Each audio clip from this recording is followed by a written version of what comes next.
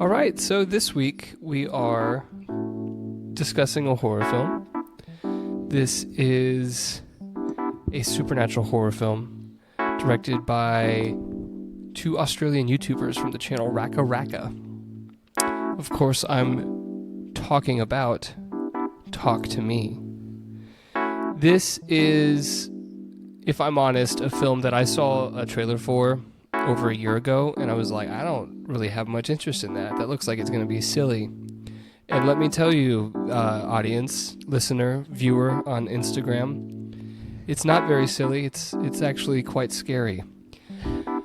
We're going to talk about it, how they talked to each other and talked to it and talked to me, and we're going to talk to you. It's a lot of talking. Mm-hmm. But I'm going to pose you a question. While I'm talking to you, I'm going to ask you a question. Talk to me. And that question is, but is Talk to Me good? We're going to talk to me and you about that question today. Talk to me. Talk to me. But is it good podcast? Yeah.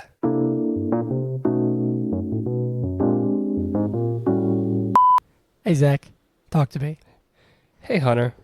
I'm talking to you. I'm drinking this booty tea.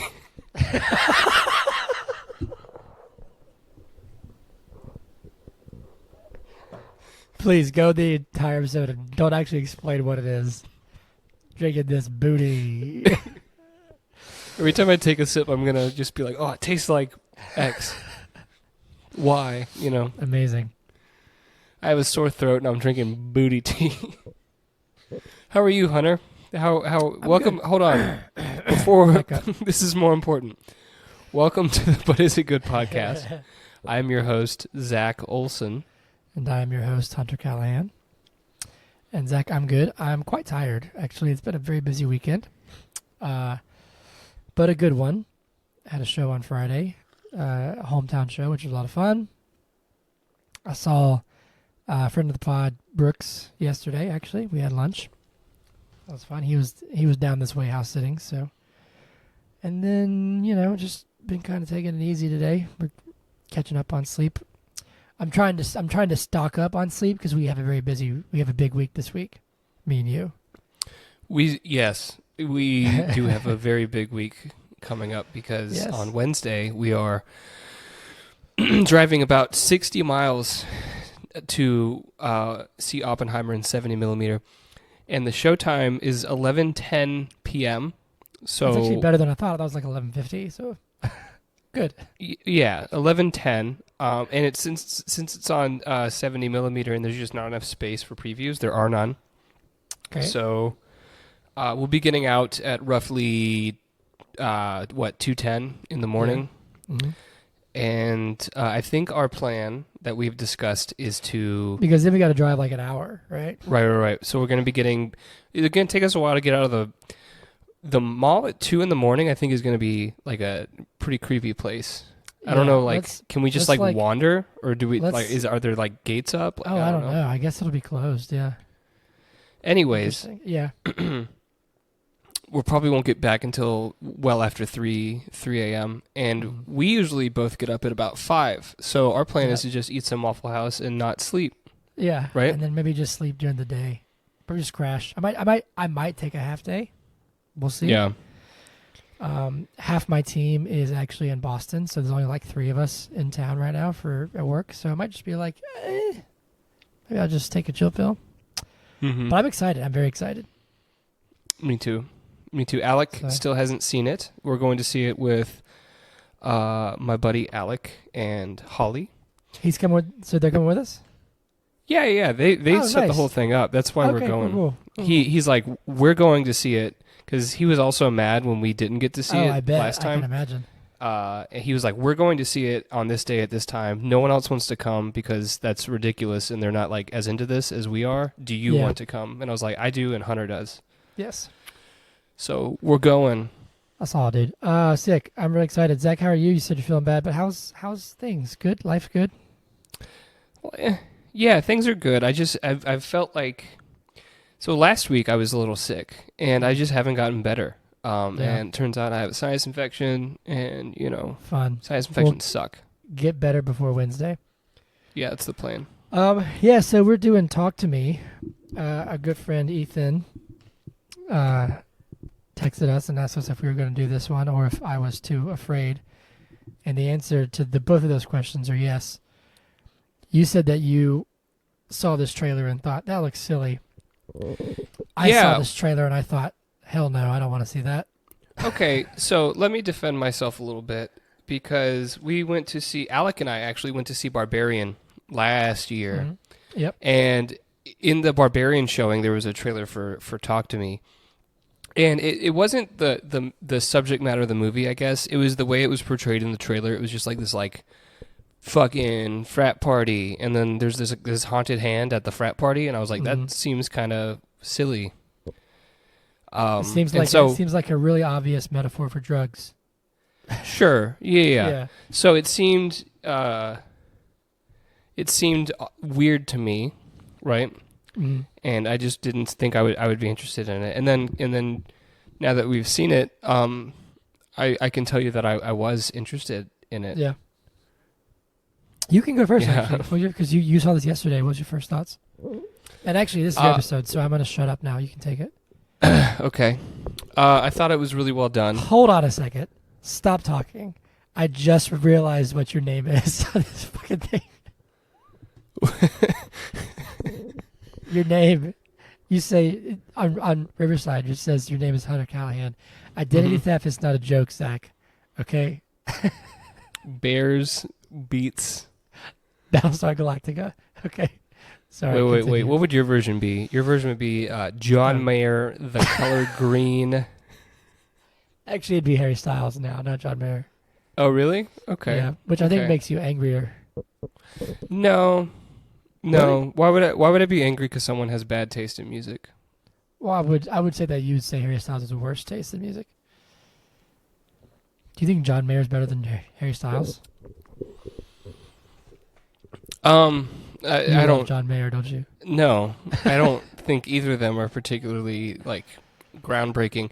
I think in 20 years' time, no one's gonna be going like, "Oh man, those are the glory days." Maybe this year, this time frame, just because it's so chaotic, and people are like, "Oh man, I miss all that chaos." Do you remember when people were just like fucking hating each other?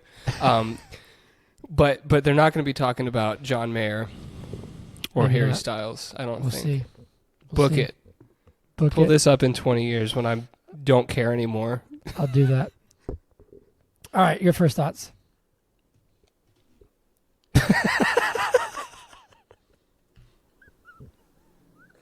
I was going for a sip of the booty tea. Man, it tastes like if you lick the back of Jack Black's kneecaps, like not the kneecap, but like the back part of his knee. Yeah, it's got a kick. It's very specific. I saw him in Peach City, so I can just ask him what the back of his knees taste like. I'd be like, "Hey, dude, can I lick the back of your kneecaps?" Of your knees, not your kneecaps. I guess. Yeah. Kneecaps was a miss. Take your kneecaps out of your body. All right, go ahead. What if he did it? What if he just ripped him right out? Reel it in. We gotta reel this in. He's metal. He was Bowser, man. That's true. Peaches, peaches, peaches, peaches, peaches. I still haven't seen that. Me neither. I've only seen that song. All right. Okay. It's not even the best song about peaches, because there's a song about peaches called Peaches. It's like millions of peaches. I thought you were about to say for free. It was Justin Bieber or something. No. What? I get my peaches back in Georgia. Oh, yeah, shit. I get my weed from California. We got to focus in. What are you doing? I don't know. I was letting you sing. I was just looking at something on the floor while you were singing. Sure. All right. That's what I do every time I go to one of your shows. If you look at me, I'm just looking off in the distance like, oh God, when's he going to be done? When's Chase going to sing a song? Oh God, I hate you. All right. You doing this thing or what? I want a Chase-fronted band. It's been 12 minutes. Come on. Okay. All right. So, first impressions about Talk to Me. I thought it was great. This is going to be so anticlimactic because I don't want to give too much away, but I thought it was very well done. It had a good mixture of like jump scares and just like general eeriness or like spookiness, unsettling imagery. Yeah. You're more eloquent than I am today because I have a fucking headache. You said that it gave you like Hereditary vibes, and I would agree with that because Hereditary is not this like super jump scare movie, right? It's more just like this is incredibly unsettling, and I feel gross, and you feel the same way in this movie. I thought the ending was well done. It could have gone over the top crazy, like a lot of recent horror films that we've watched have gone, and it didn't do that, and I think that is to its benefit. Mm-hmm. Like it did. You could say it played it safe, but I think it's a good thing in this case that it played it safe. And yeah, overall, I had a really good time. I was not too scared. I thought I was going to be too scared. Yeah, I agree with all that. I think I'll touch on the ending real quick, and then I kind of give my first thoughts. I'll go kind of backwards. I thought the ending was phenomenal. I thought it was excellent. And I was worried. I thought of Smile last year, where it was like, now Smile in and of itself is more jump scary. But it was a fun movie. It was a good time. It was scary. And then the ending was like, what is happening? There's a giant monster demon. And it was like, hold on a second. Mm-hmm. And this could have gone like, they could have gone some weird creature route and been like, oh, here's this demon that's, but they didn't. And I thought what they chose to do, which we'll touch on later in spoilers, was really, really great. Yeah, I really wasn't. I agreed to this, and I wasn't particularly excited to see it, but I was like, yeah, like, okay, I can't always just pick the movies. I got to concede some. But I got to tell you, I actually really, really loved it. I had a great time. Yeah. I had a really interesting theater experience, too, because I went to see it at Tinseltown and got there. It was like a Tuesday. It was at like 7:15. And I got there, and there was one seat left. Well, that's not true. There was like the front row, and then there was one seat like in the middle of the seating left. And I was like, shit, okay, I guess I'm going to get that one. So It was packed. It was packed. But I bought my ticket, and they're like, hey, just so you know, the AC is out in this theater, so it might get kind of hot. After you bought the ticket? After I bought the ticket, and they said, if you get too hot and you have to leave, you can come get a refund. And I was like, okay. I would have worn shorts if I knew that, but I was wearing jeans and a T-shirt. I was like, okay. Let me tell you, it was hot.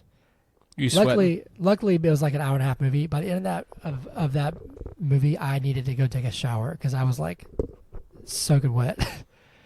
But that was a lot of fun, man. How much of that do you think was temperature, and how much do you think that was like my heart rate is elevated because I'm watching a scary movie? I don't think my sweating was because of the movie, but I think it was. I think it played a part. I think I was like the blood was flowing more than it normally would have been. Yeah. But also like, I was also forced to watch this as you're intended to. You know what I'm saying? Like in the theater, I was alone. It was just me with, it was sold out, but I wasn't with anybody. And so I just, it was like, all right, I guess I'm going to watch this movie. And man, I had a great time. I really, really loved it. I thought it was really emotional. I thought the scares were effective. I've gotten tired of cheap jump scares. I think like having a scare is fine, but you can tell when they're trying to be like, here's a jump scare. You know what I mean? And these, it felt kind of natural, but also like, it was just disturbing. But like in like a constructive way. Does that make sense? Mm-hmm. Like, it wasn't trying to just freak you out. Like, they were saying something that was hard to kind of, like, wrestle with. Yeah. But I thought it was really good. I thought it was scary. It was definitely scary. I think Hereditary will mess you up a bit more, but this will definitely, well, sure, like, really kind of trip you out and be like, whoa, man, because this is really emotional. So I really enjoyed it, yeah. I thought it was really great. I was pleasantly surprised in a good way, in like a big way. Well, there you have it. The answer to this week's question is it's pleasantly surprising. It's facts. Because I was worried that it was going to end like, like cliche, like, oh, here's this crazy monster or whatever. You thought we were going to get like a giant fucking it clown?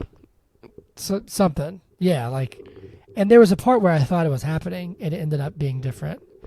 I know exactly, because I wanted to bring that up, but we need to save that for the spoiler part of the episode. But there is there's a moment where it could have gone off the rails, and it reeled it in. Yeah. Anyway, I think it's your turn, right? To do movie in a minute. It's my turn to let everyone know that if you haven't seen the movie, there are spoilers ahead. So we're talking. This movie's about a hand, but there's spoilers ahead. You get it? Don't get it confused. Don't get it twisted. They're a head, not a hand. They're not a hand, they're a head. And we are talking to you about a hand. About spoilers coming up. So go watch the movie before you listen to this, or if you don't, then ignore this and carry on. Zach, do you have your timer ready? I do. Man, you know what? I ate some Chinese food tonight, and now it's like hitting me, and I'm just like really tired. But I feel like I knew that was gonna happen. God, I'm just gonna like punch you through the screen. All right, I'm not gonna look at you. Is it just your mission just to like fucking hate your face? No, I need this. I need one of my monitors to be like lit so that I have light on me. Otherwise, look at this. You need to buy a ring light. Look at this. Look at this. Look at this. Look at mine. Look at mine. I can change the temperature. Watch. Oh wait, shit. Hold on. Amazing. Yeah. Amazing. Here's the thing, Amazing. Hunter. Every time like we were in person and we're recording and you're like, turn the ring light on, I feel like I'm getting eye damage just like having it on near me. Like it's very bright. It is pretty bright. I have blue eyes, man. Blue-eyed people have sensitive retinas. You know that I also have blue eyes. Well, you're just destroying your one good asset. The only thing that you really have going for you, your eyes. Everyone's always like, "Oh, Hunter's eyes. He has such good vision," you know. That's what it is. That's what it is. I'm resentful because my entire life, everyone's like, "Oh my God, you have beautiful eyes," and I'm like, I'm sick and fucking tired of hearing about my stupid eyes. I'm more than just pretty eyes, people. So I'm destroying my eyes on purpose to prove to people that I'm more than just my eyes. That's what I'm doing. And then you're gonna be left in the ditch. I'm only here for my eyes. All right. That was a half laugh and half whimper of desperation.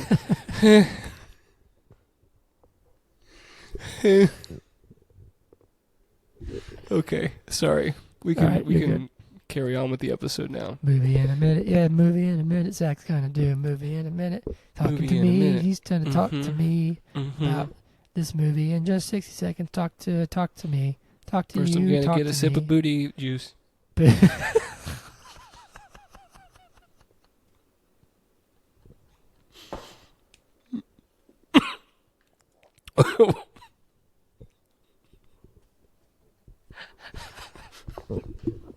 Why did you make me laugh? That's a very poor choice of words there. What? All right, Zach's had his booty juice, and now he's gonna do a movie in a minute. He's got a whole cup of it. All right, here we go. All right, this is Talk to Me, movie in a minute. In 3, 2, 1, go. Okay, we have a cold open. Dude's at a party. He's looking for his brother. He like breaks down a door. His brother comes out. He's got scratches all on his back. His brother stabs him and then stabs himself in the fucking eye. We transition to, I guess, present day, because I think that happened in the past. We meet Mia and her family, or like her like sort of like adopted family, because she's kind of estranged from her dad, because when her mom died, her dad kind of went crazy. They go to this party, and there's this hand, and Mia's like, I'll do it, and she puts her hand on the hand and does like a seance thing and says, talk to me, and then she sees dead spirits. All this crazy shit happens. She's not supposed to go longer than 90 seconds, and she does, so the bodies like stay with her, and they're like following her around and shit. Bunch of shit happens. The white brother gets really hurt, and then they're trying to like save him, and she gets all these fucked up visions from her mom, who's not really her mom. It's probably some like demon or something that's like, you need to kill him. So she tries, and then she dies, and then that's the end of the movie. Is that good? Perfection.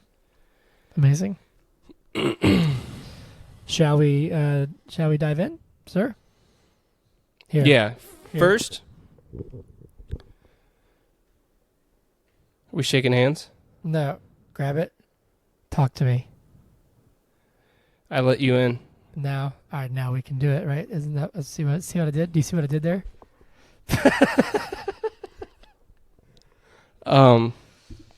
I just want to say first and foremost, I'm very glad that the dog didn't die.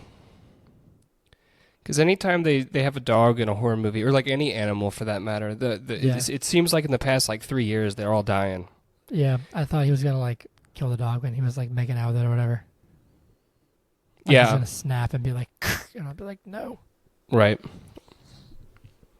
Yes, that's all. Thanks for listening, everybody. Yep. Thanks for listening. The dog lives. Someone made out with the dog and he didn't kill it, so that's a win in our book. Oh man, did the beginning get you? Oh my God, just throw it away. Just stop drinking that ass It's juice. good for you. It's good for my throat. Just to coat my throat in booty juice. It just has a very strong, pungent flavor. Did you like the beginning, Zach? Did it get you? Yeah, it did get me. See, you Yeah. make a bigger deal out of this than it needs to be. I just make a face and you're like, oh my God. And the next thing you know, this is 45 seconds of airtime. And we're talking about booty juice. This is what people come to the show for, though. Booty juice. When I hear you talking about drinking booty juice. That's our sponsor this week. Okay. Yeah, Anyway. no, the beginning, I mean, I knew it was going to happen. I knew it was going to be some sort of possessed brother situation. Because when he started breaking down that door and the other guy was like, dude, what the fuck? Yeah. What threw me off about the intro sequence is that this was a raging house party. But wasn't that the mom in the kitchen? Wasn't that? Yes. Yeah, there's one little line where she was, they said something, and it seemed like it was apparent. It was apparent. Okay. It was apparent to me that it was apparent. Okay. Well, yes, I caught that too, and I was like, huh. And maybe in Australia they just throw raging fucking parties and the parents are just there. They're just sure, whatever. He Break was my things. He was mumbling about his dad, right? Talking to his dad or something like that, who I guess was dead. Yeah, that definitely sets the tone. And that, I don't know if that was what. No, you continue your thought and then I'll bring my thought into the conversation. Well, I was saying I don't know if that was really a jump scare. It was definitely a scare. It was freaky. But I like that it kind of poses the question of what's gonna happen, what's causing this, kind of what is it? Do you think if you were strong enough you could get a kitchen knife through your forehead? Yeah. You think so? Your skull? Isn't the skull kind of hard? I mean, imagine trying to just cut a bone. And then imagine trying to just get through it all at once. yeah, but your skull, it's not, I mean, yes, it's solid, but it's it's hollow in the middle, is it not? Because that's where your brain is. Sure, but don't you think there's a little bit of thickness there? A little bit of, it's not just paper thin bone. Yeah, but I feel you're more likely to cut through bone with a puncture than a saw motion. Then why don't we just puncture bones? force. Why don't we just stab bones over and over again when we want Well, to cut if them? you stab somebody in the leg, I'm sure it goes into the bone if you hit it right. That sounds awful. Ugh. Have you not seen Ricky Bobby where he's it's in the bone? No, that's not. That's Ace Ventura. Is that is where he's the spear? Yeah. It's in the bone. It's in the bone. See? I'm just saying, when he stabbed himself in the head like that, I was like, we're going to have to get Mythbusters on this because I don't know if you could do that to yourself. Well, they say that you can bite through your pinky like it's a carrot. I thought they said that theoretically you won't let could, you. but your brain won't let you. So would your brain let you no. stab itself? I mean, if you're trying to kill yourself, he also was possessed by dead spirits. So What if you, okay, Hunter, what if you wanted to kill yourself by biting your pinkies? but your brain won't let you. I imagine someone has probably bitten through their pinky before. They probably weren't aware that they probably had like a lineup of like.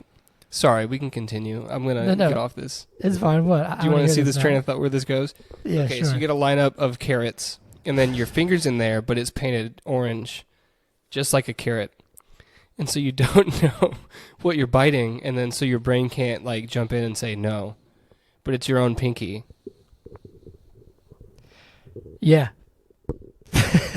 So it's that, but with a knife in the forehead. That's it. Wait, hold on. Again, this is your episode. Please, I don't care about your fucking headache. You got your ass juice. Please leave this. Ass juice? What's ass juice? That sounds gross. Your booty juice. Booty juice. I want to know what you thought. I want to know what you want to hear. Zach, just guide me through this. It was interesting. It was interesting to me that from the outset, Mia seemed like this perfectly like charismatic and like outgoing person, but everyone else around her thought she was like the weird girl. Maybe just because of the trauma that she had gone through, and they just like associated with her like with her with that. So like one person was saying like, I don't know, every time she comes around, it's just like I think about like her dad dying or her mom dying, and it just gives me bad vibes. Like I don't know if they're just associating her with that trauma, but like she seemed pretty damn well adapted at the beginning, right? Yeah.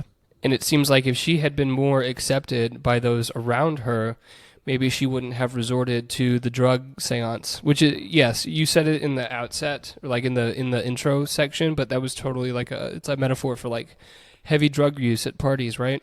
The seance. Yes, but I also, yes, that's like the obvious thing to me.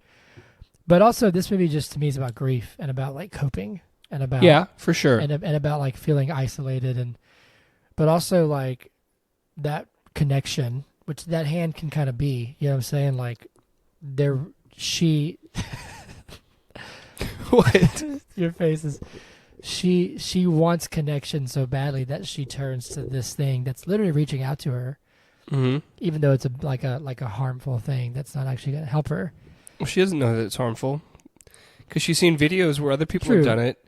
And they thought it was fake, right?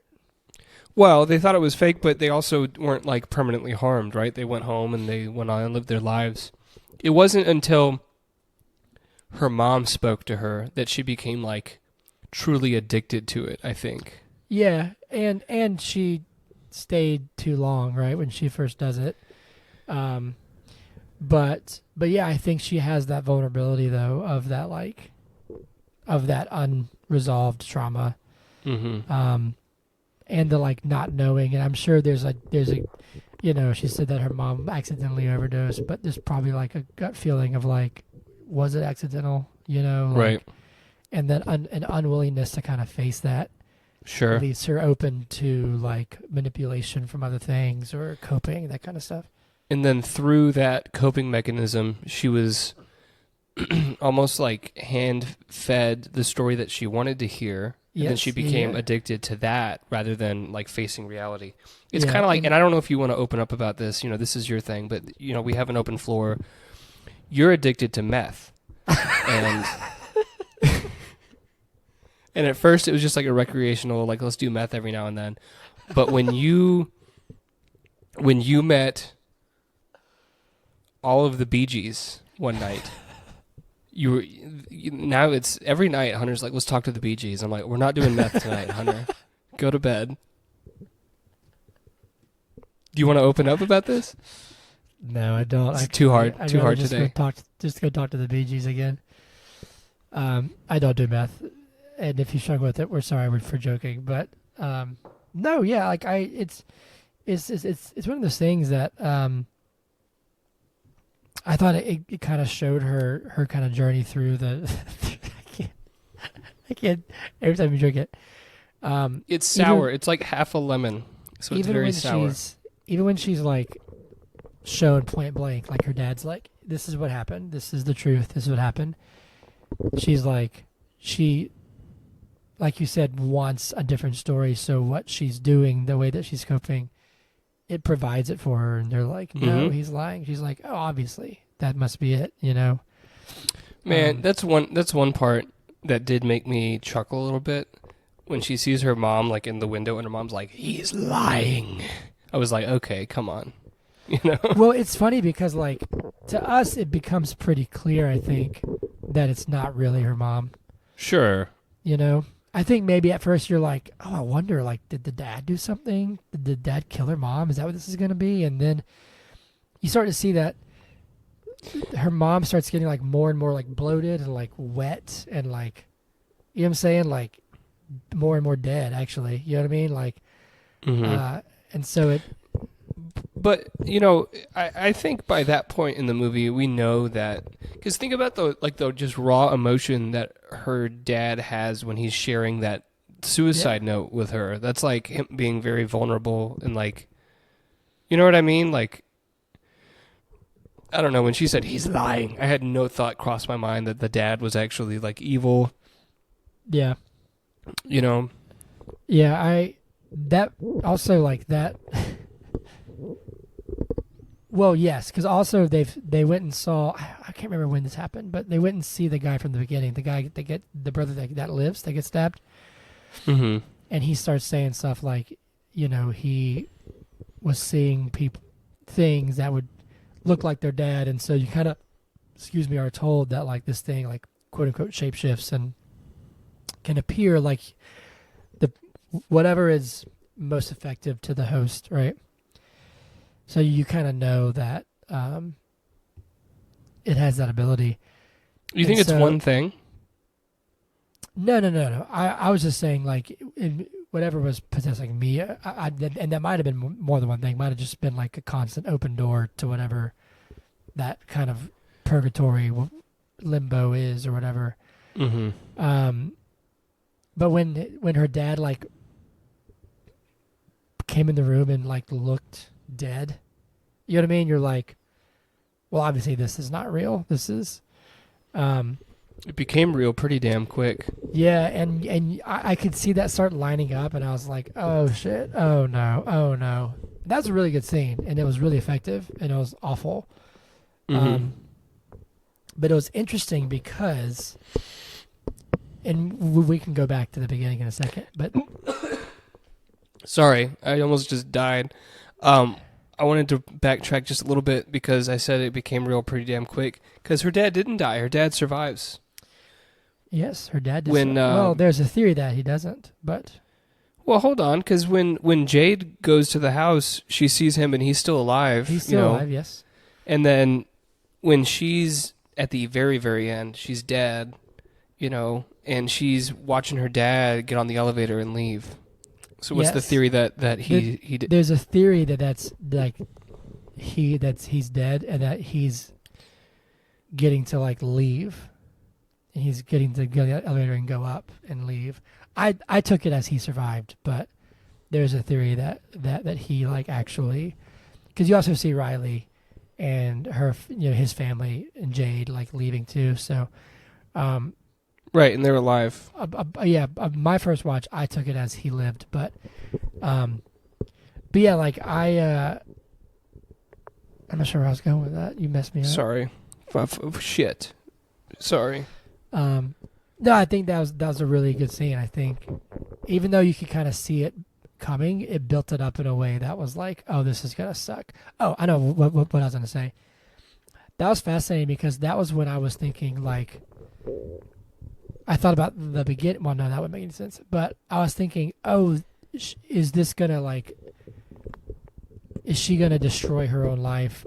But to her, it's gonna be like all accidents. Like she's not really gonna mean to. It's just gonna be happening, and it's gonna be like the vessel that she's just kind of doing it on accident. But then it pivots even farther, where they're like, you have to say right about killing him, and then she's like, "Yep, let's do that." You know what I mean? So it really does.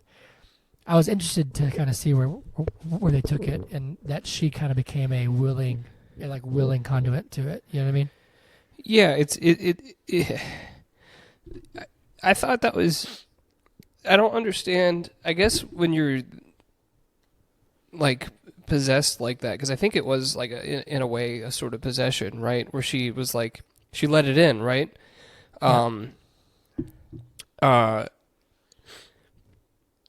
If he's already like in this like hell purgatory place, what would killing him change?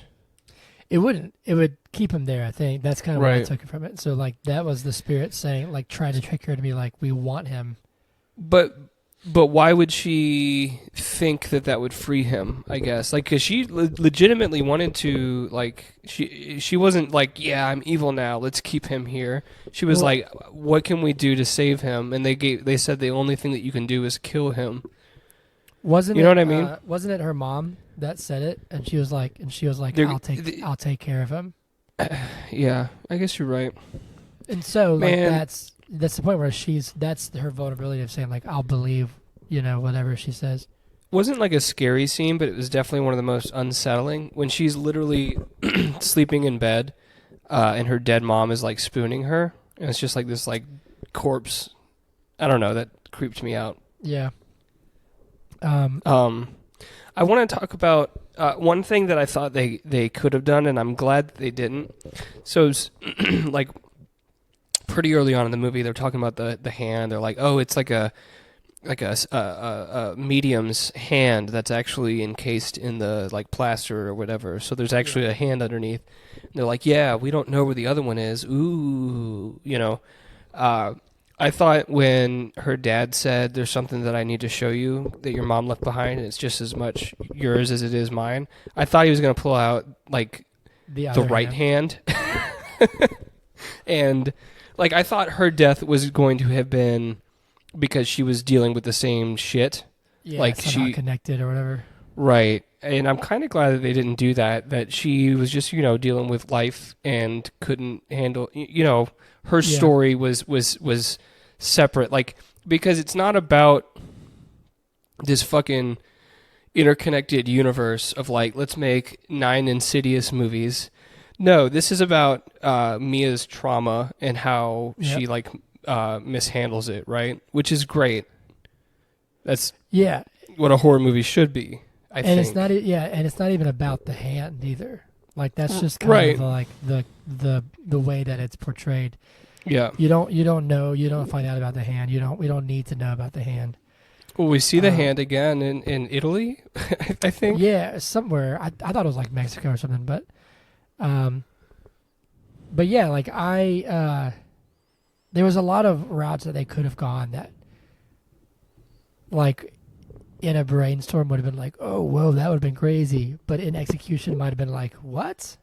And I'm glad that they didn't do that. They kind of stayed like small and contained, which I think is a smart choice. Let me plug in my computer real fast.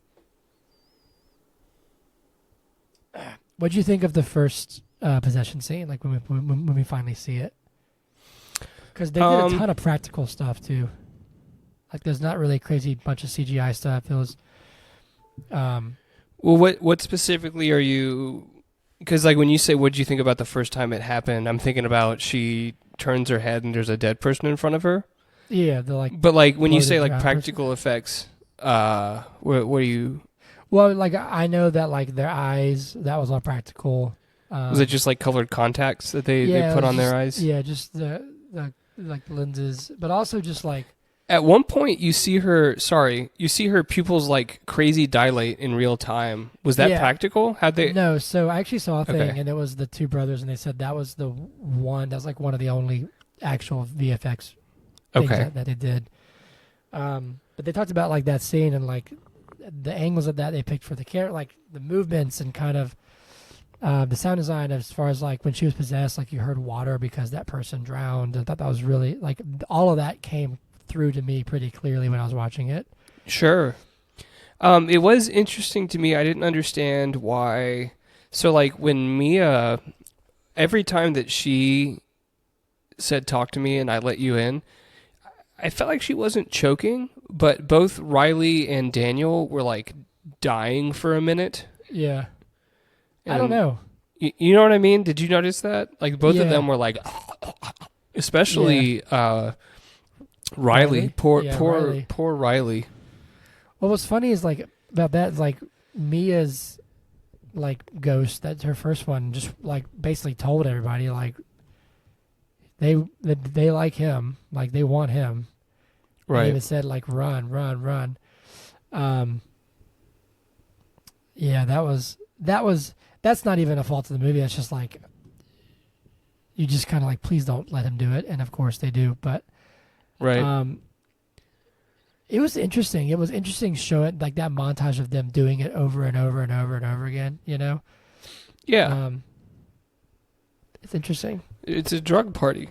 They're all just like passing the bong around and like shooting the shit. You know. We have to talk about Riley's seance, though. That was gross.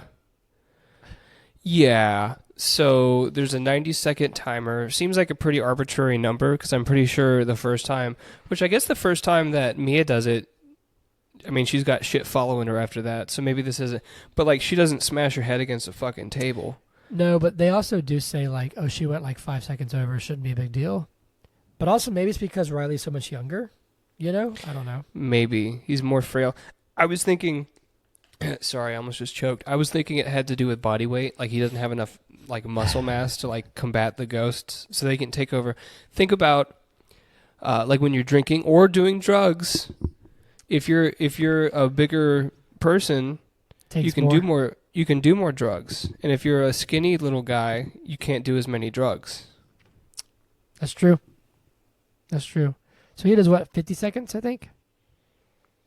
No, they set it for 50 seconds because they weren't going to go 90 because he was too young. But they ended up going like over 2 minutes. Like it was too long. Oh, yeah. Because it's I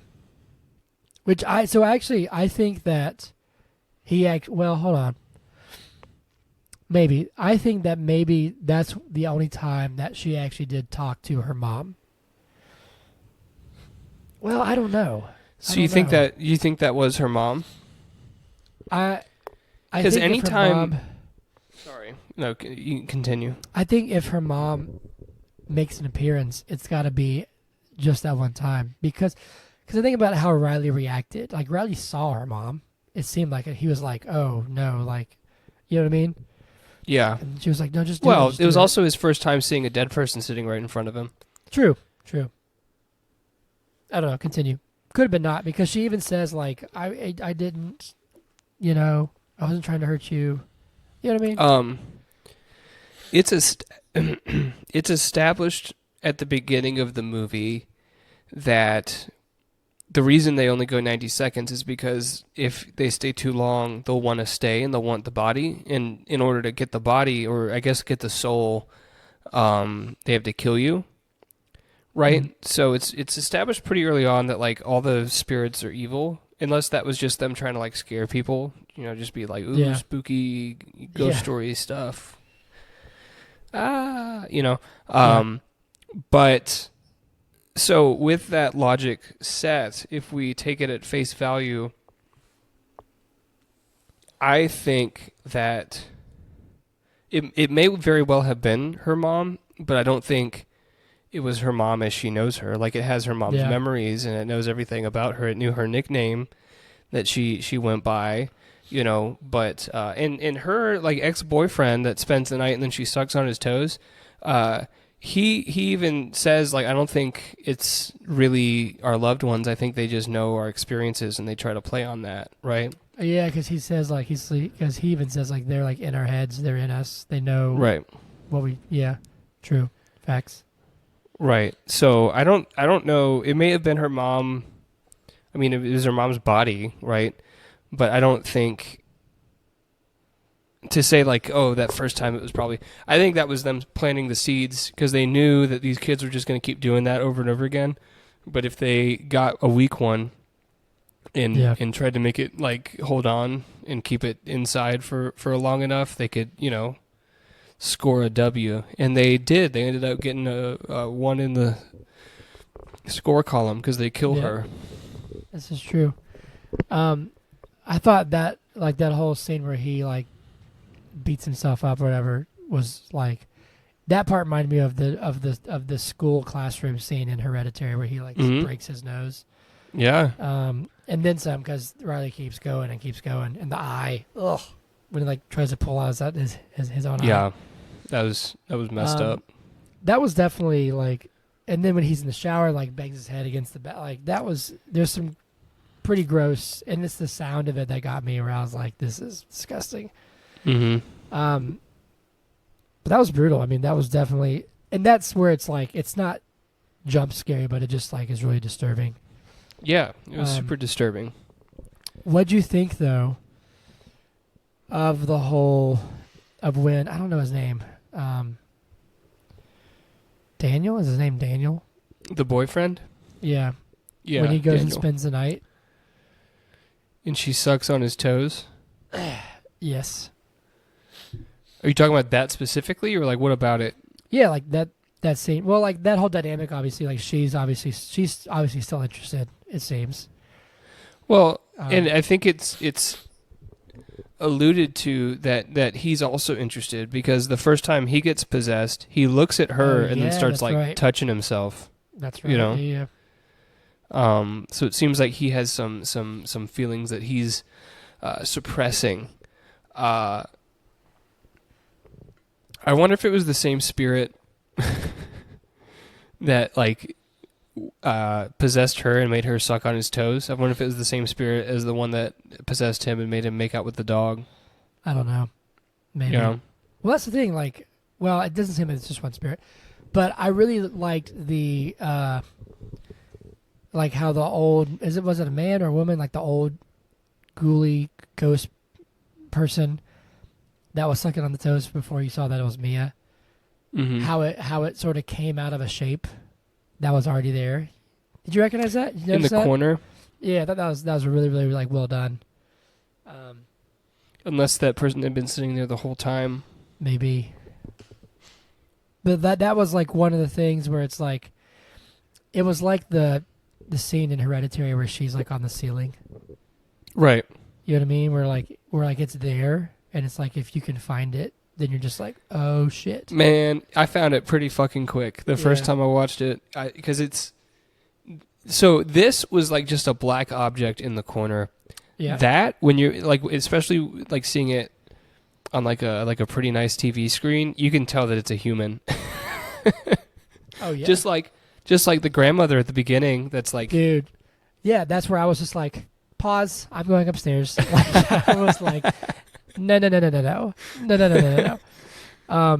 And yeah, maybe if you're watching it in theaters, maybe the mom on the ceiling's a bit harder to catch. But when I was watching it, I was like, fuck no. There she is. Boom, in the ceiling. Just sitting there. But yeah, like seeing this in theaters, I was like, you're like, is that somebody? Is that something? What is that? And then it like moves and you're like, oh shit. Okay. Yep, it's something.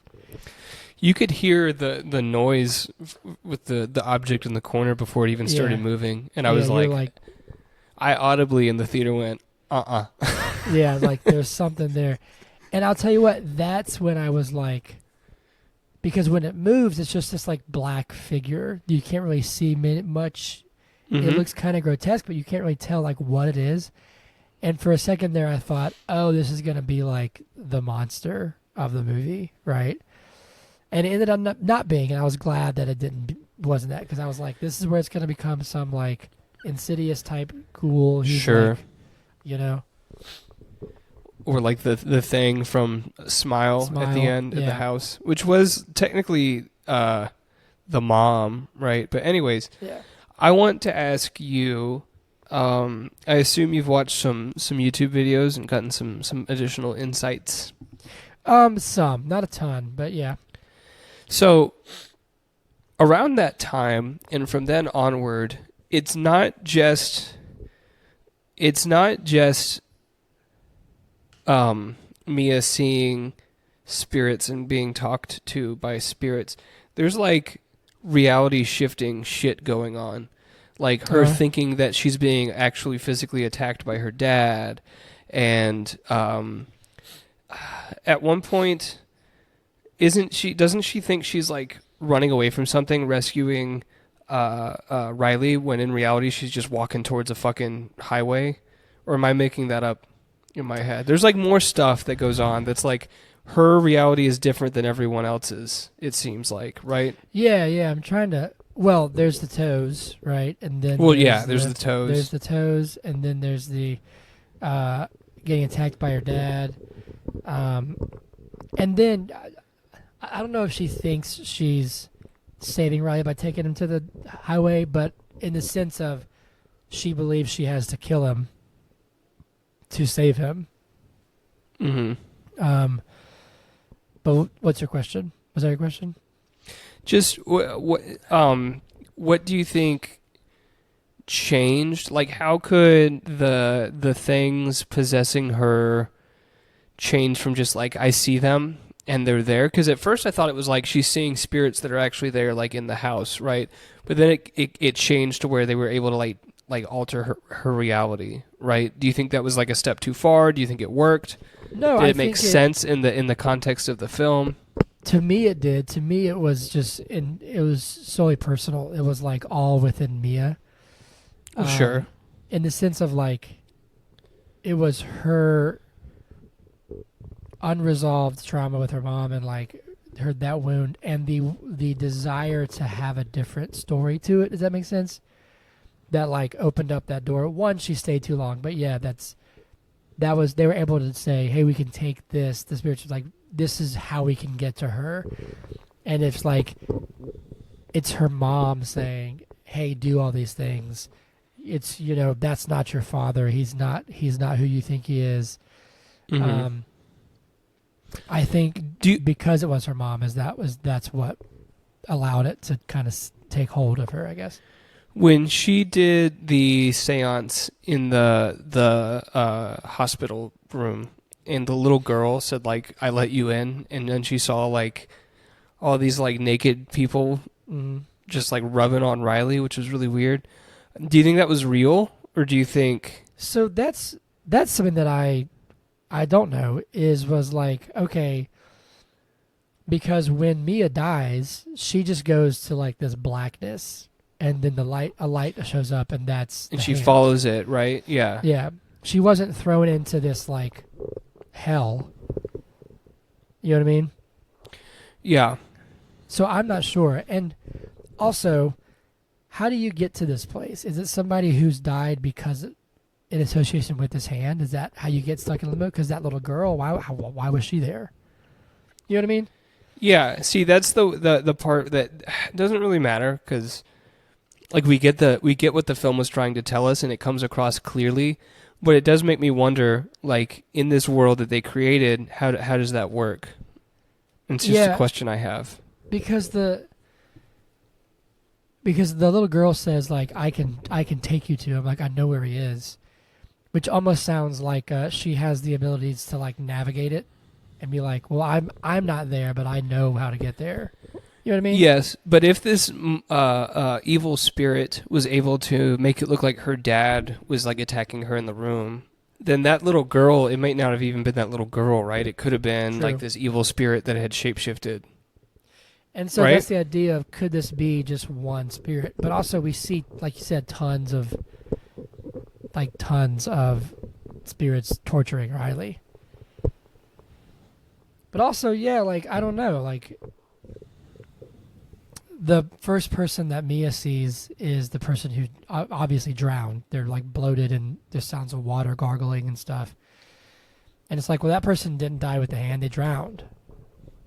I assume. You know what I mean?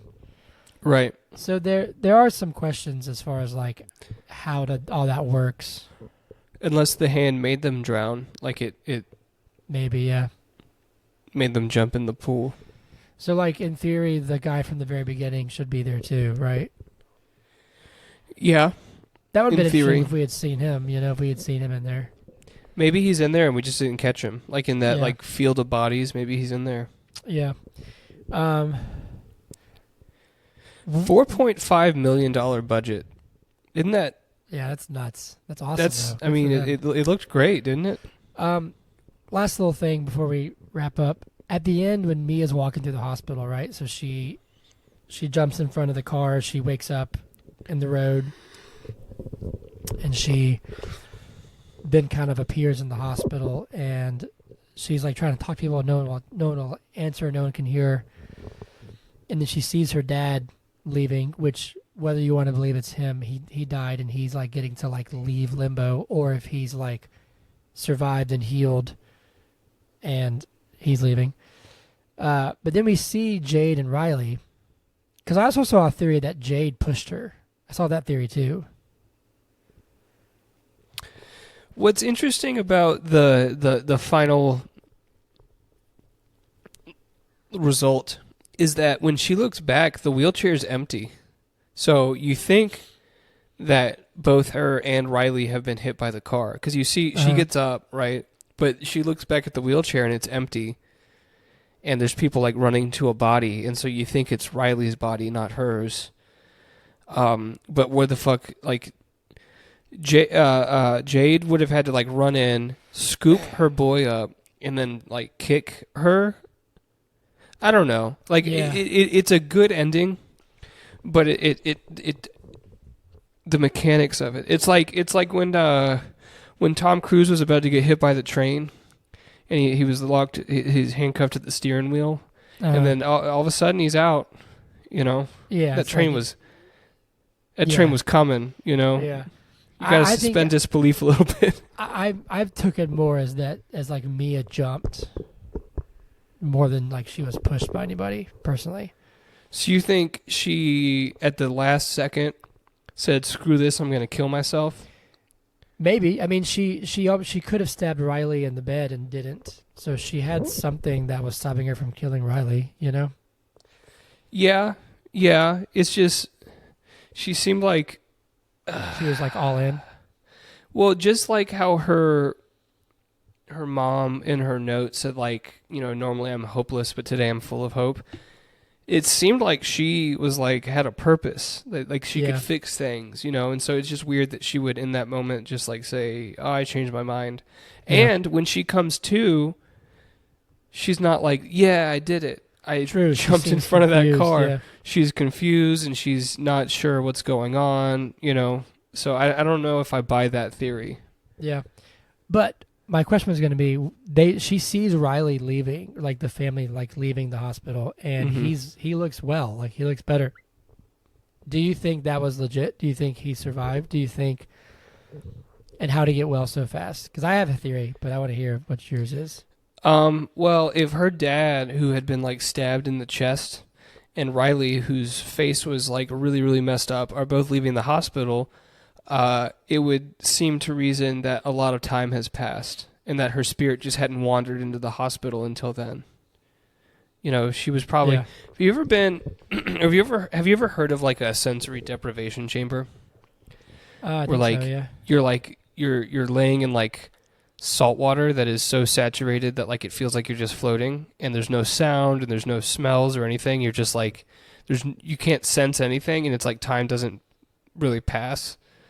It does, obviously, but I would assume if you're dead and you're just like in like darkness, you don't know how much time is passing until like something illuminates and you can see something, right?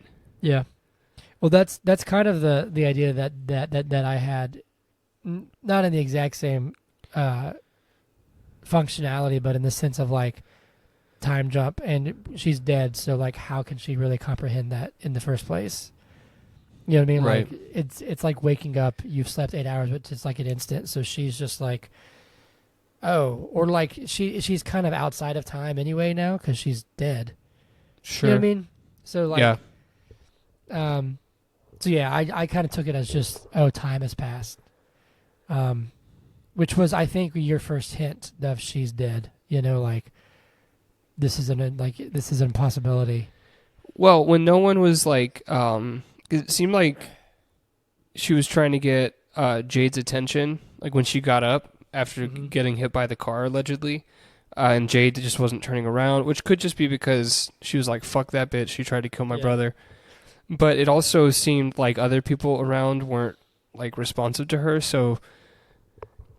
But yes, it became clear in that scene that she was in fact dead. And then you see it all goes black, like all the hospital lights go off, And it was just so awesome when you see the little light. And I'm like, oh, that's the fucking candle. It's like a lure, and the spirits go towards the lure and then grab the hand. Yeah. How do you think those guys at that party got the hand? Because earlier in the movie they say, whenever you're done, just fucking burn it. Yeah. I don't know. And that's another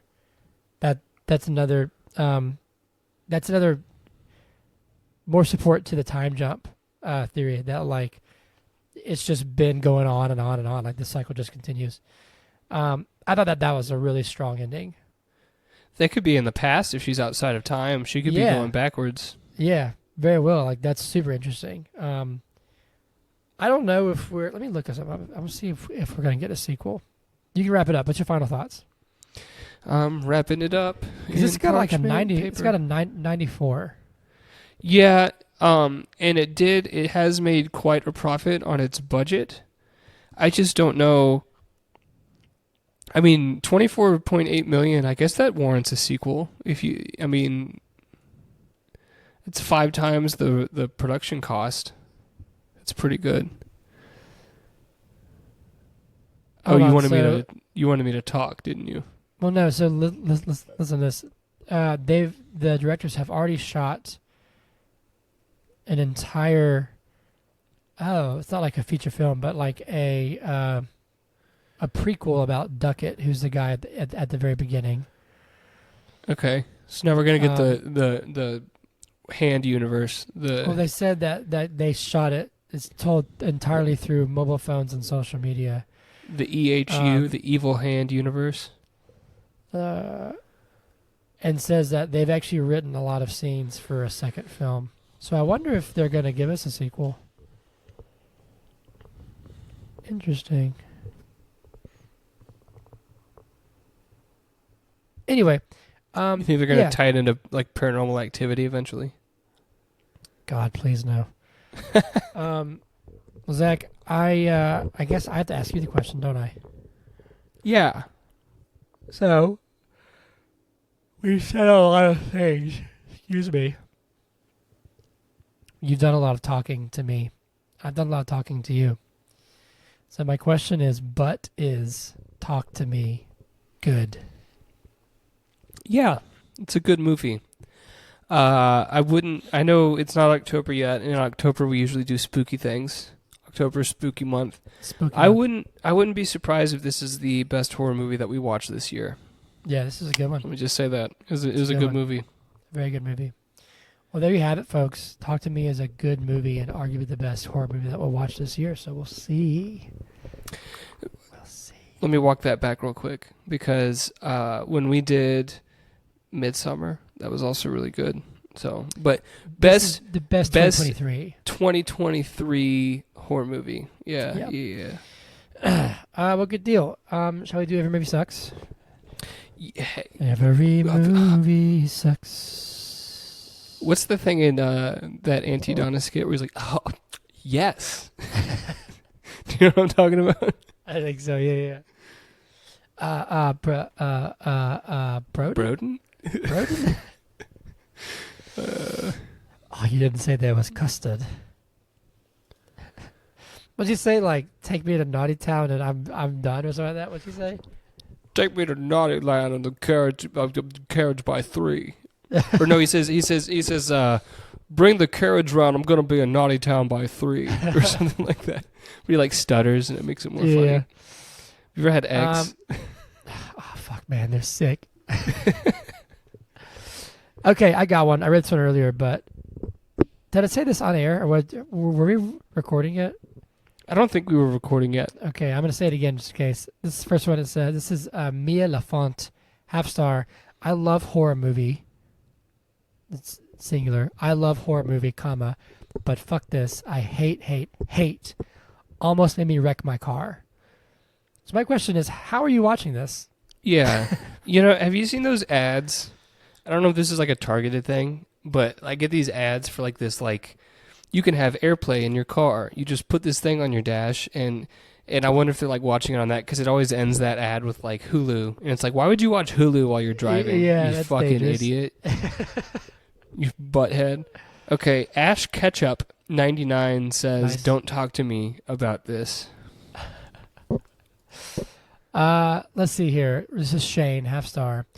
Worst movie I've seen in years. I know they're kids, but none of the people in this movie should be allowed to be in another movie ever. Dog shit. Agonizing 95 minutes. Closest I've been to walking out of a movie since walking out of Transformers 2. Disgraceful to the continent that gave us Walkabout, Animal Kingdom, Priscilla, and Priscilla, Queen of the Desert. Wow. It's your turn. I know. I'm trying to pick which one I want to read because there's a couple good ones. Okay. This one says, maybe don't use animals that way, man. I don't know. Hereditary has rotted some people's brains. Oh, man.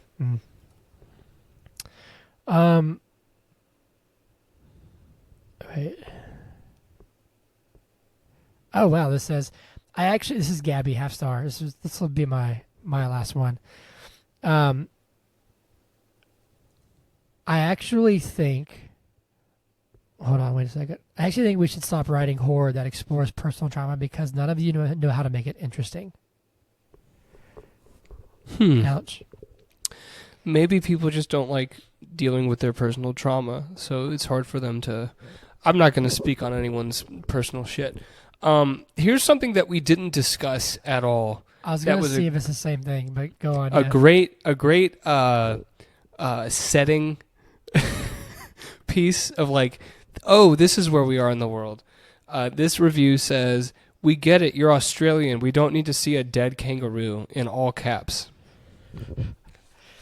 We didn't talk about the kangaroo. We did not talk about the kangaroo. But then, like at the end, she sees it too. In the hospital. Yeah, like in the hospital. But not at the very end when she's dead. So the kangaroo, she sees the kangaroo with the bloody feet. That's why she starts walking Riley out. That's what I was thinking of. That's what I was thinking of when I was like, she starts seeing shit that's not actually there. You're right. She sees the bloody kangaroo, and then maybe her mom. I don't remember. Yeah, it's all kind of fever dream at that point, right? To me, that vision of the kangaroo was a callback to, wasn't Riley like just put it out of its misery? Right. And is that what she was trying to do for Riley then? Sure. You know what I mean? So that was like coming back up. That's exactly what it was, because he was like, we can't just leave it like this. We have to kill it. Yeah. And then she was kind of faced with that same choice where she's like, I can't just leave him like that in hell. I have to kill him so he can stay in hell forever. Good for her. But she wasn't thinking about it that way. She was thinking, I have to kill him so that my dead mom can take care of him. Yeah. She thought she was doing the right thing, even though she was not. Cool. You have any more? No, we also didn't talk about Eowyn, but we don't need to. Oh, yeah. We didn't. I'll just throw that part of, we were talking earlier. I'll just throw it in here. Mm-hmm. How it's a sequel to Lord of the Rings. Yeah. Shindigs. So we do news. Shindig news. Time for the news. Ethan, bear with us. We're going to record songs at some point and use them for these segments. We had a suggestion. I think I read it on air last year. Last week. There were two deaths. Two actors passed right after. I think there might have been before, but we forgot to report it last week. Paul Rubens, who was Pee Wee Herman, passed at the age of 70. Mm-hmm. And then Angus Cloud, he's only like 25, man. It's a super sad story. He was from Euphoria. He died. So rest in peace to those two. It's been a sad week. Very sad. I think there's something else too. But anyway, we got Fantastic Four rumors, of course. Adam Driver apparently has backed out of being Reed Richards. And now Matt Smith is rumored for that role. Vanessa Kirby is rumored for Sue Storm, and Joseph Quinn from Stranger Things is rumored for Johnny Storm. Here it was. Mark Margolis, who played Hector in Breaking Bad. Yeah. Better Call Saul passed away too. He was in his late 80s. We get a trailer for the Hunger Games prequel. Actually looked kind of interesting. I forget what it's called. This is all based on like my trailers that I saw with Talk to Me, but Poor Things and Problemista look awesome. So I want to do those movies. You didn't just have a whole bunch of horror movie trailers, and then No, I didn't. Priscilla. I did get Priscilla, yes. Okay. But there was the trailer for A Haunting in Venice, which I thought would look interesting because it's an Agatha Christie story, but it's like a horror movie. Looks fascinating. And then I did get a trailer for The Nun, but Poor Things and Probably Me still looked really fascinating to me. So we're gonna do The Nun, right? I don't want to do The Nun. I have absolutely no interest in doing The Nun. What about okay, on the air, we have to do either The Nun or the new Exorcist movie. The Nun. Okay. Cool. The Exorcist. The Nun had the fucked me stupid up. jump scares in the trailer that you were talking about. That's just like a cheap jump scare. Yeah. Where she's like in front of the vent and she's like, I saw, and then it just like grabs her. It's like, Yeah. yeah. The Exorcist fucked me up for a long time when I was a kid, and so I have absolutely no interest in seeing the Exorcist. Oh, I'm still fucked up from The Exorcist. In fact, to this I will day. go on air and say I am too scared to see The Exorcist. I don't want to watch it. Not going to watch it. And then here's one that's interesting is that Gal Gadot apparently said that they're developing Wonder Woman 3 with James Gunn and Peter Safran, but then I've actually seen other people who are in the DC camp that have said this is not true, and that people are saying don't believe it until James Gunn himself says yes or no. So who knows? Who Well, it's cares? interesting that she would come out and say, like, I'm working on this with them. Yeah, that's interesting. I'll tell you, it's interesting. I don't know what the hell's going on, and I don't really want to. We had this discussion the other day. I'm gonna go see the DC movies because I like DC. Like, we're not doing Blue Beetle this month, but I'm gonna see it eventually. Mm-hmm. And so I'll go see whatever they put out, but I'm not nearly as like invested in the process. You know what I mean? By I'm the just like, way, whatever. Shit. I think Blue Beetle's going to be the first DC movie that we're just not going to do, isn't it? Yeah, I think so. It's also like on track to like just make nothing. Yeah. Which sucks because like I hope it's good. I mean, maybe this will prove us wrong and it'll get like a super good score and it'll be amazing and we'll be like, well, we got to do it in September. But I'm not holding my breath. It looks very generic to me. You know? Yeah. But anyway, that's news. That's what I have. What's the opposite of making nothing? Making a shit ton of money. Barbie passed $1 billion, baby. Oh yeah, I actually meant to write that down. But Barbie passed $1 billion today, I think, right? Mm-hmm. Awesome, good for them. Which is a big. This is a big fucking deal. You know, I mean, sublime. I don't know. That's awesome. That's all I've got. No, I was telling somebody the other day about the. I wanna push you around. Well, I will. Well, Anyway, I will. That's the news of the week. Go Barbie. Let's go party. I wanna take you for granted. Zach, we need to do Braves Minute, and then as we're doing whiskey shots, we have to discuss our next episode. Okay. So I'm gonna give 3 good things that happened this week and 3 bad things that happened this week. All right, Let's start with the bad and just get that out of the way. We lost a 3-game series to the Cubs and, more importantly, Dansby Swanson. Bryce Elder had a not-so-great start. Well, actually, he had another not-so-great start. Did he have? He did have 2 starts this week because it's just how the rotation went. I think his last one was decent, but like 3 of his last 4 have been like really pretty bad.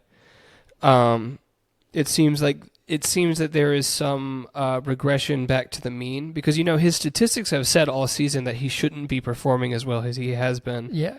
And now it seems like that's starting to catch up with him. The third bad thing that I'm going to choose is that, you know, Charlie Morton's had some rough starts too. I know he's a veteran and I think he's more likely to figure it out, but he's had a rough go. He had a rough go today for sure. Mm-hmm. He's just able to go longer than Bryce is when he gets in those situations. Like, he can still go 6 innings. Let's move to the good. So Max Fried is back, and he just, like, threw lights out. What was it, like 6.2 Yeah, I think it was almost innings. 7, like no runs. Yeah, no runs, 8 strikeouts. just a handful of walks. It was awesome to see, because I thought he was going to have to. It was going to be essentially like starting a season without a spring training, and he was going to have like a warm up period, right? But he just hit the ground running. Matt Olson hit his 39th home run today, which is his career high in a season, and we have 53 games left, which is insane. And it's one from the MLB leading Shohei Ohtani, unless Shohei has hit a home run in the like while we're recording this, which is possible. It's he might have hit two. Yeah. And then the third good thing that happened this week, I'm trying to think of a third good thing that happened. I mean, we've won some games. We're playing very well. I'm trying to think if there's like a third thing that I can like focus on. Ozuna hit one out of the entire stadium. He did. Yeah, he hit one out of the streets. I've got one for you. The Mets have not won since the trade deadline. Yeah. And actually, they're on track to finish last in the National League East. Yeah, they're like only 2 games ahead of the Nationals, maybe like a game and a half ahead of the Nationals at this point, which is just and they insane. Get the Cubs next. So the Cubs are playing good. Like, it sucks because it's Dansby, but like the Cubs have now won like I think like 13 of 16. Which is crazy because after today's game, if I'm not mistaken, they're only like 2 games over 500. So like they were playing bad. They're having like a brave season from like last year or the year before. Where like it's like 2021 because the NL Central, is like horrendous.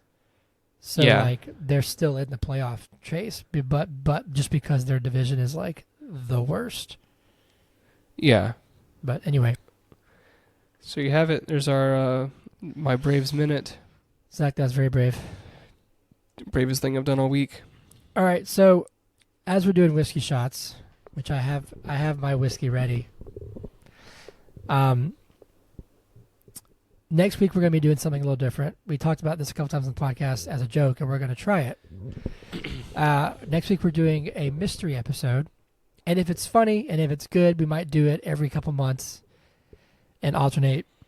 But the premise is that one of us, I think this time it's going to be me, is going to watch a movie, and then the other person has to eventually guess what that movie is based on our discussion.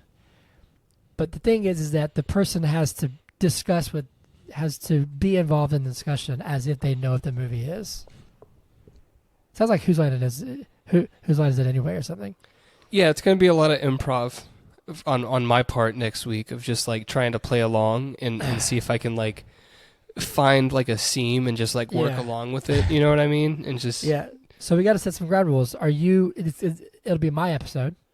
Yeah. So I'll still do the intro and I'll do. Are you going to do movie in a minute? No, you have to do movie. It's your episode. Okay. Oh shit! How are we going to do that? Should we axe movie in a minute or like put it at the end? Should that be okay? Here's what we could do. We do the discussion as we would normally do without doing movie in a minute. You give me an opportunity to guess. If I don't get it right, or whether I get it right or not, you do movie in a minute, and then I have another opportunity to guess to see if that like seals it, and I can figure out what it is. So does that make sense? Movie minute will probably be later in the episode, though. Yeah. Okay. So that'll be like, and how about this? If you guess it right, then you have to do movie in a minute. Okay. Sure. Without having seen it in a long time, probably. Maybe. Or ever. So we need to set some ground rules. It doesn't have to be a movie that I've seen, but it does have to be a movie that like I would have a chance of guessing. It can't be some like obscure French film. Yeah. Do you want... Would it be too much of a benefit to the guesser if they like knew a genre? Like if they knew going in, this is a horror film or this is like a drama? No, I'm going to say I won't tell you the genre, but I'll tell you what the genre is not if you guess it. If you're like, is this a horror movie? I can be like, no, it's not. But I'm not. We'll just go through all of them right at the beginning and be really fucking annoying if we do that. You could. That's your choice. Okay. Okay, because I'm playing to win. I would expect nothing less. And this isn't going to be just like a 20 question situation. We're gonna have a conversation about this movie, and I'm gonna have no idea what the movie is, but we're gonna talk about it. Yep. However, I'm excited. I mean, let's be honest. Most of the time, I go off on a tangent, anyways. So if there's anything that I can like latch onto, sure, and just like take in a direction, I'm gonna take that opportunity. I'm excited. Are there any more ground rules that you would like to set? I don't know. I think. Yeah, I mean, I think it needs to be kind of free and open, but you got to set some more rules, Hunter. Otherwise, I'm gonna like text Hannah on Thursday and be like, "Hey, I can't remember what movie we're doing this week, and I'm kind of embarrassed to ask Hunter." Well, then, LOL. Can you let me know what the movie is? Then you can't. Well, first of all, I'm gonna tell Hannah what we're doing, so she'll know better. But okay, I'm gonna you can't go through back channels. Okay. I'm not gonna know until we do it what kind of rules we have to set in place. I think. Can I ask you? Do you know what movie you're gonna do? I don't actually, not yet. I haven't picked. Very, very clever. I know what movie it is. I already know. Well, good. Let me know whenever you get a chance. Yeah, I don't know. I'm not sure. We'll have to figure out. Because you know what I would do if I was in your situation and you were like, is it the Boondock Saints? I would do the fucking Boondock Saints because you'd be like, there's no way he's going to do the Boondock Saints. It's not going to be Boondock Saints. But we'll figure it out. I'm excited to try it. Me too. So, on that note, to whiskey. To whiskey.